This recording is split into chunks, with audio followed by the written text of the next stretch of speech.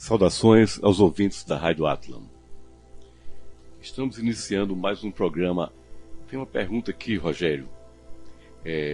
O que é o pecado? Na definição dos espíritos, apesar de que muitas respostas essa pergunta poderia aceitar, mas numa definição muito inteligente, muito sábia dos espíritos, eles resumem a questão dizendo que você peca quando você comete danos à alma de alguém. Quando você comete danos à sensibilidade de alguém. Mas de que modo? Obviamente de modo intencional. Quando você decide que você vai agredir alguém, que você vai atacar alguém, seja no sentido da violência verbal, violência postural, violência do olhar, violência mesmo física. Quando você intencionalmente decide fazer isso, ou faz isso, ou se deixa levar por uma circunstância qualquer da vida e faz isso, aqui você peca. Peca em que sentido? Não que você vá para o inferno. O inferno, como os budistas dizem, acertadamente, e aí a definição do budismo é extremamente feliz, enquanto a definição do catolicismo é tão somente pedagógica, apesar de que pouco esclarecedora.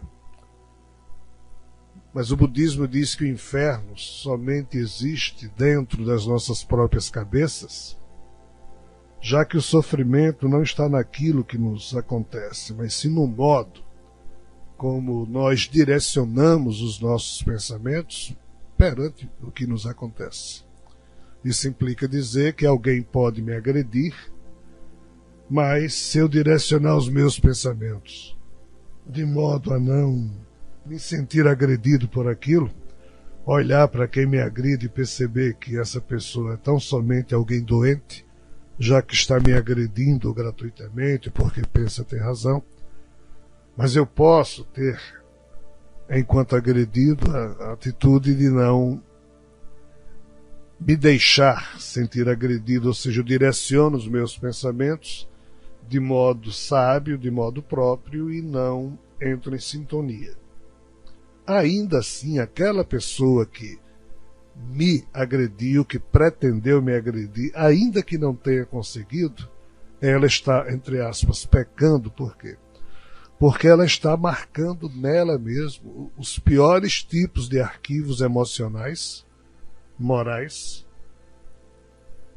E essa bagagem de arquivo é o que chamamos de carga negativa de arquivos, que transforma aquilo numa espécie de karma negativo. Essa pessoa vai ter que ou sofrer aquilo que ela fez ou tenta fazer os outros sofrerem, ou que fez os outros sofrerem apenas por inadvertência, porque é uma pessoa furiosa que vive explodindo a todo momento. Mas assim, Joana de Ângeles, através da mediunidade especial de Divaldo Franco, costuma dizer que o mal que me faz mal não é aquele que me fazem, mas sim o mal que eu posso fazer a alguém, pois isso é que me transforma numa pessoa má. Então, na hora em que eu me transformo numa pessoa que faz mal, isso é pecado. Pecado no sentido de que eu estou marcando em mim mesmo uma situação vibratória das mais deploráveis, e eu vou ter que consertar aquilo um dia. Quando, ao longo da vida, alguma coisa nos freia e nos faz sofrer as consequências do que fizemos nós sofrer, eu já ali mesmo consigo redimensionar essa situação, desde que eu tenha, com o sofrimento, refletido sobre aquilo que eu fiz, sobre aquilo que eu estou sofrendo, e tento me modificar. Se eu não tentar me modificar, se eu ficar estacionado horizontalmente na minha vidinha básica de agredir as pessoas o tempo todo, isso é complicado. Por quê? Porque isso tudo fica marcado no meu próprio cérebro físico animal, e quando esse morre, como tudo que se marca no cérebro por meio dos caminhos sinápticos que os nossos neurônios cerebrais produzem, e não há um só pensamento ou um só sentimento, nada que um ser humano tenha como um pequeno momento de sua vida que não se reflita no seu próprio cérebro, tudo também se marca na mente espiritual, e quanto maior a afetação do que fazemos, do que pensamos, do que sentimos, aí essa marcação é que é muito pior ainda. E é essa marcação que o espírito da gente leva quando esse corpo morre. Então, o mal que eu pretendi fazer às pessoas, ou que inconscientemente ao longo da vida eu terminei produzindo tantos momentos desses, que eu terminei sendo uma pessoa má, ainda que eu não pretendi tal coisa, mas pouco importa.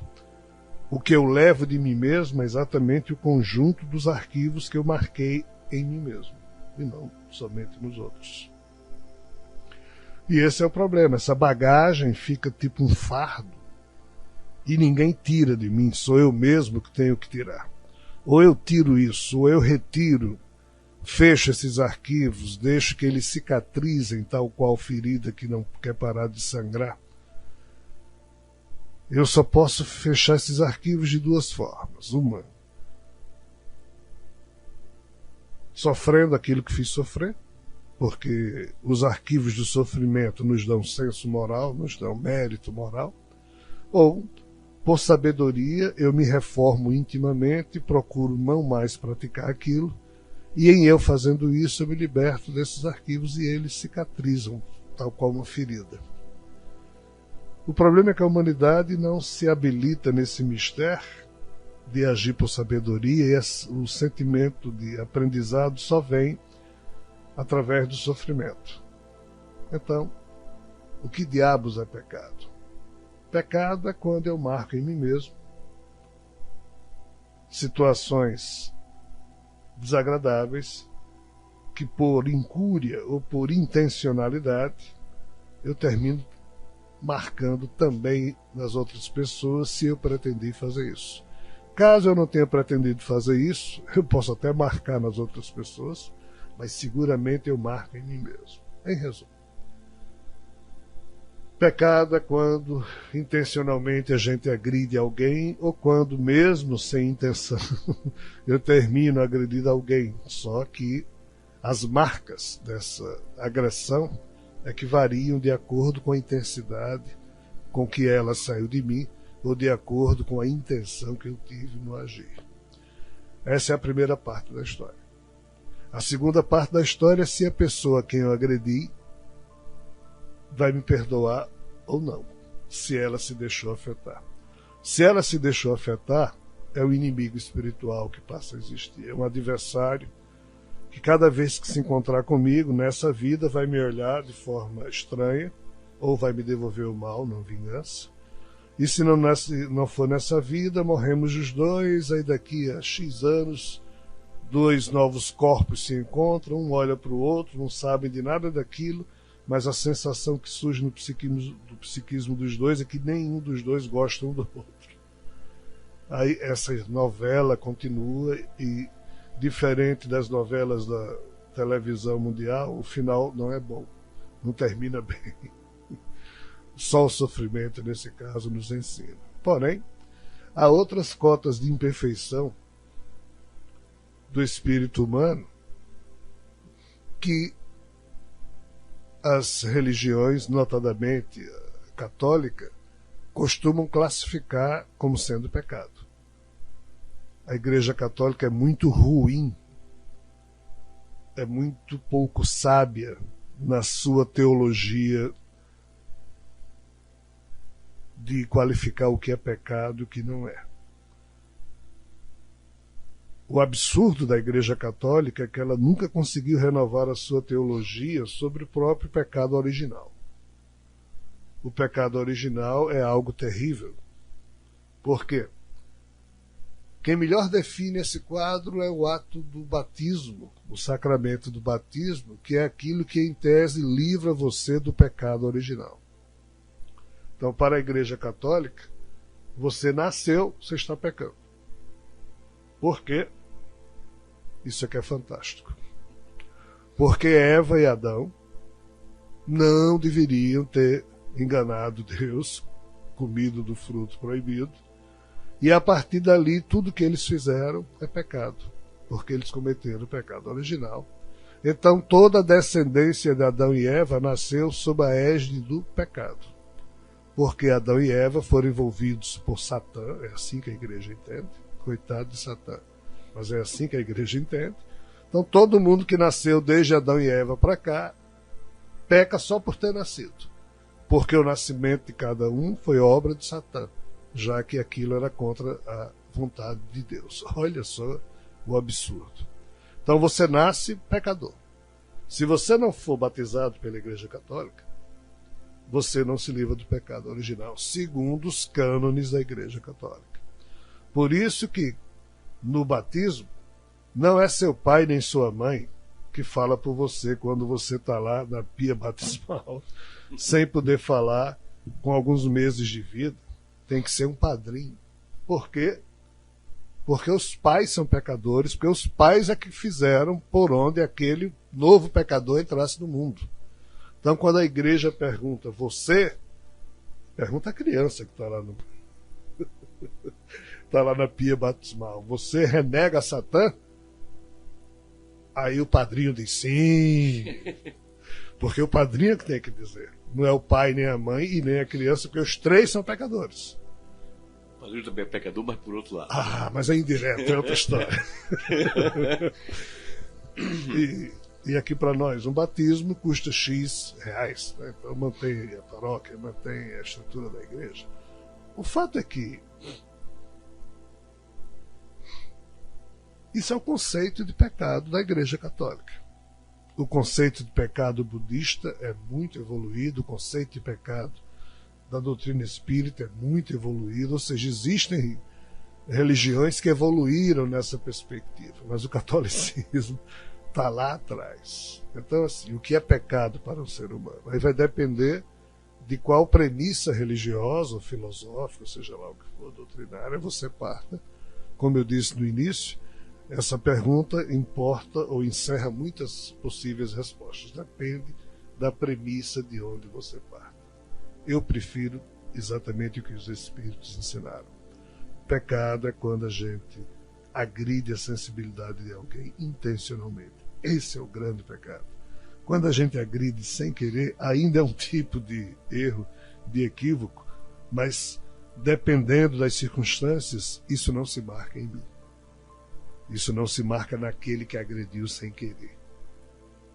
Mas pode ser que também se marque. Em se marcando, a gente pode, tecnicamente, considerar como pecado, no sentido de que aquela carga negativa que eu marquei em mim mesmo, um dia eu vou ter que resolver. Isso é, entre aspas, pecado.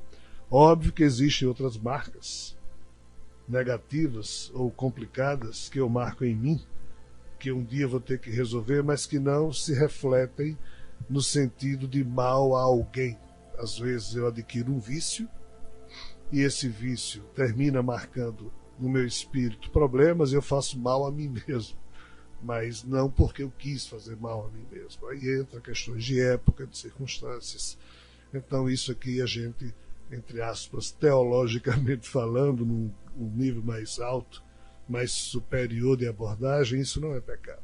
Isso é um problema comportamental que cada um tem que resolver. São os desafios da aventura de existir. Né? Mas a Igreja Católica chama tudo isso de pecado. Enfim, depende da premissa e do ângulo que você observe a questão. Duas coisas que andam muito junto é a questão do pecado e o sentimento de culpa, né? Como é que esse sentimento de culpa ele atinge o ser humano? Pior que o pecado. o sentimento de culpa é talvez o pior pecado que a gente possa fazer. Aí, desculpa a brincadeira, com a gente mesmo.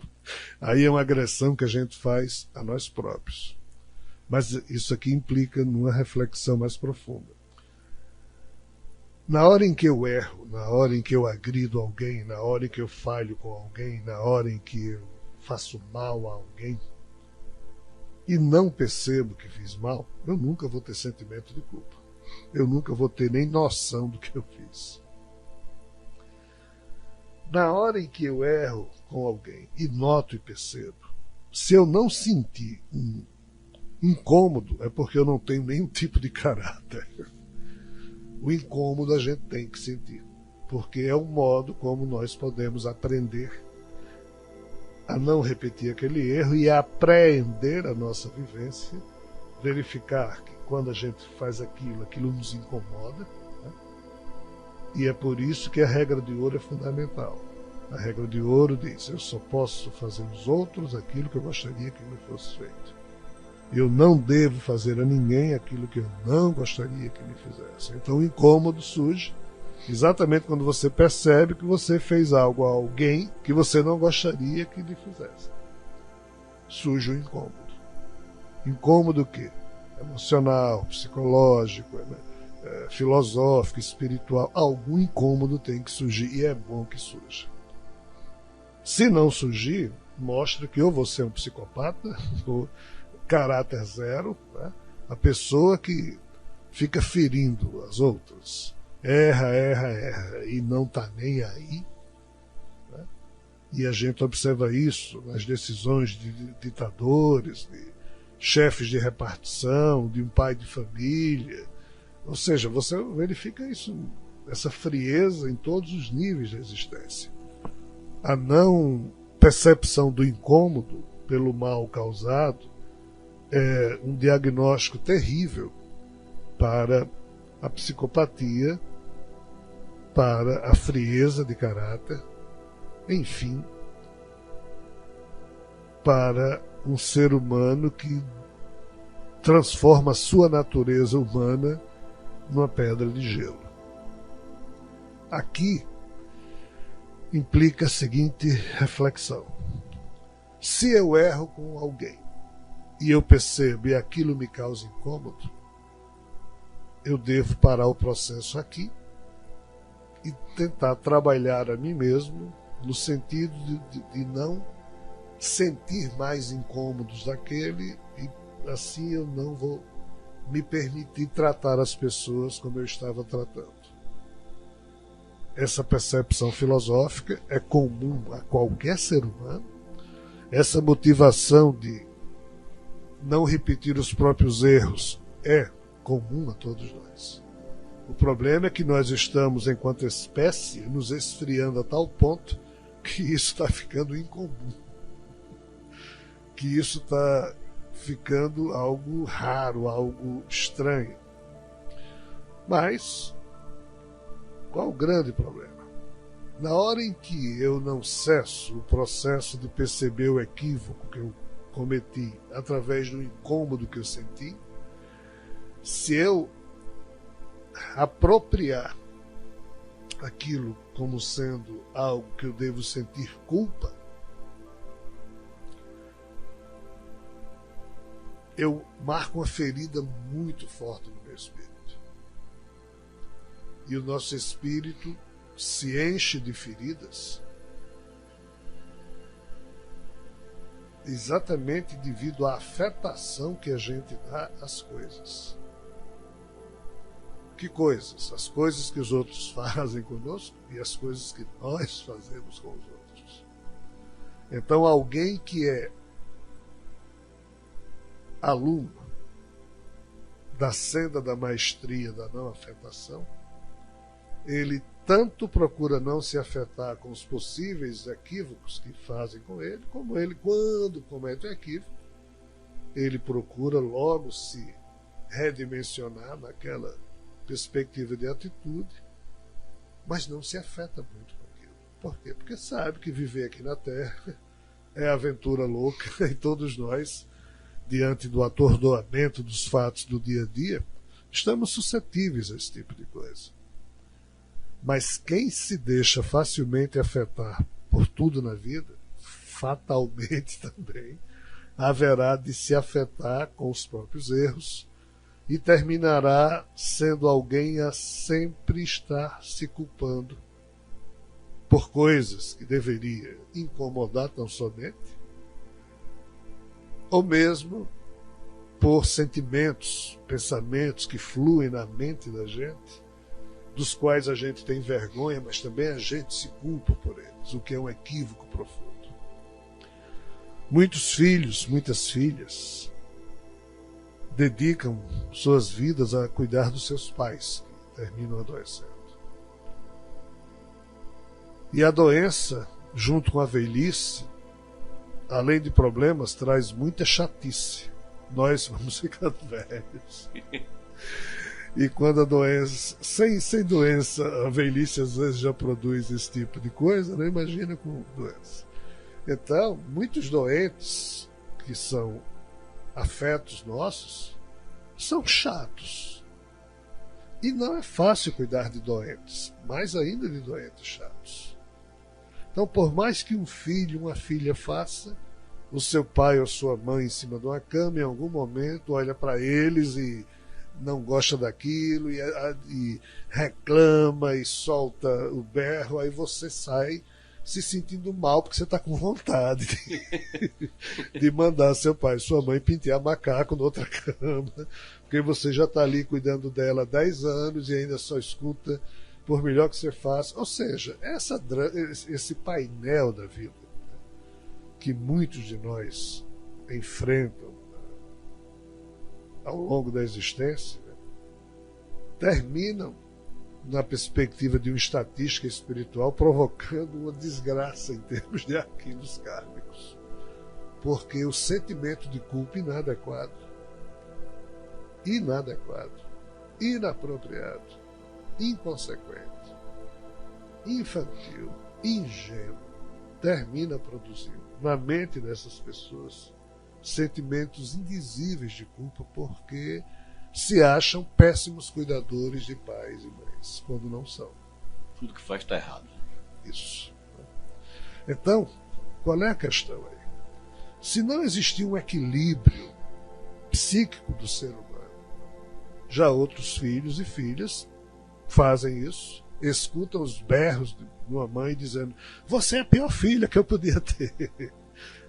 Mas a filha escuta aquilo da mãe doente, sabe que aquilo pode ser já uma demência, ou se for só do temperamento da mãe, é a mãe dela, que sempre foi daquele jeito, e assume o ponto de equilíbrio e continua fazendo o seu melhor, mas sem se deixar afetar por aquilo. Se deixar afetar e se assumir o sentimento de culpa, isso é um câncer espiritual, porque não vem só um arquivo.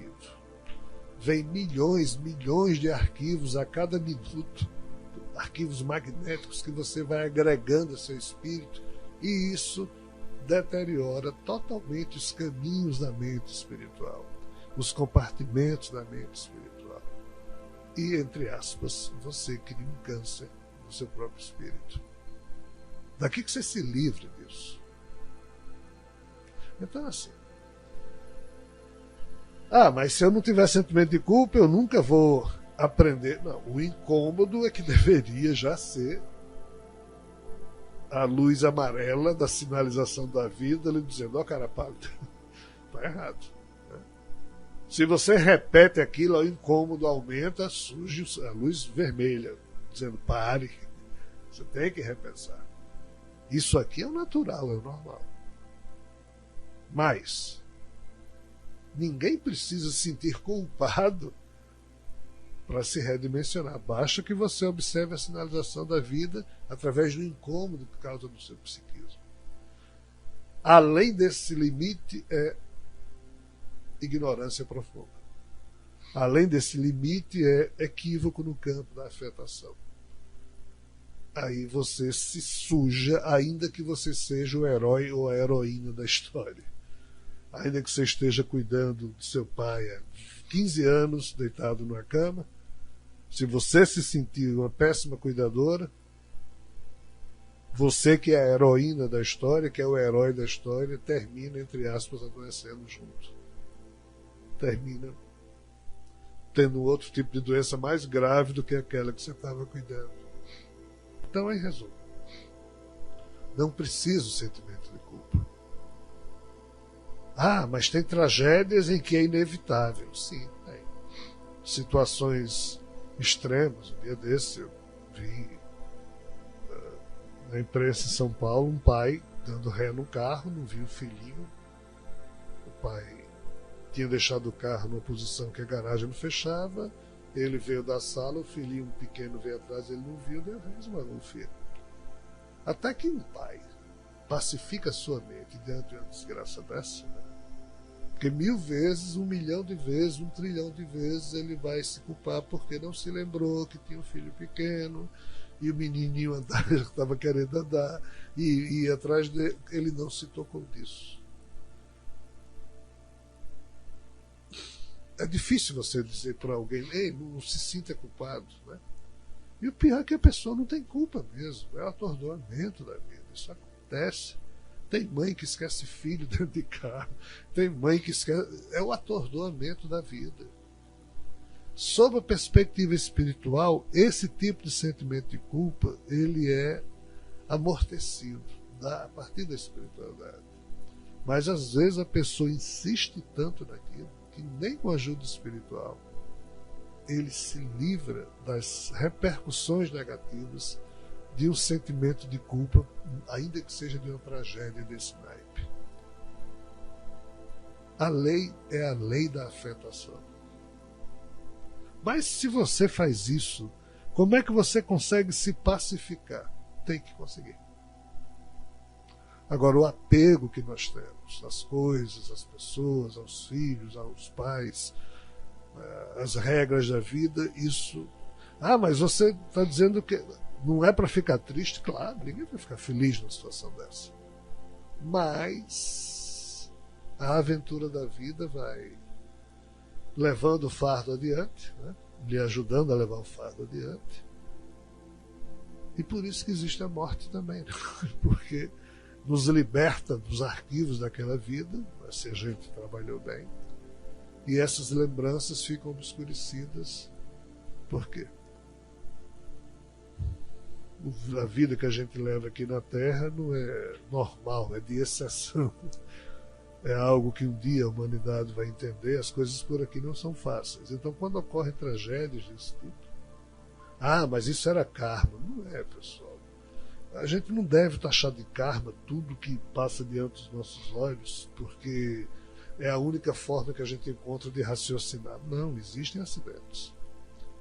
Existem problemas que escapolem ao determinismo desses mecanismos das leis de causa e efeito. Mas seja lá o que for, se você puder ter a sabedoria de trabalhar os seus incômodos como sendo a grande sinalização que a vida oferece para você não se sentir culpado, isso é fundamental.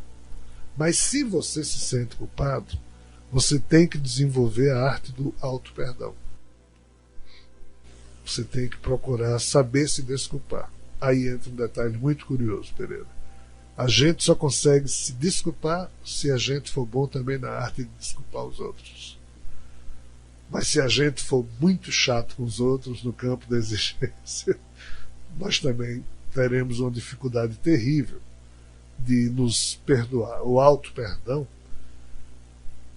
ele equivale a um remédio que nos tranquiliza, né?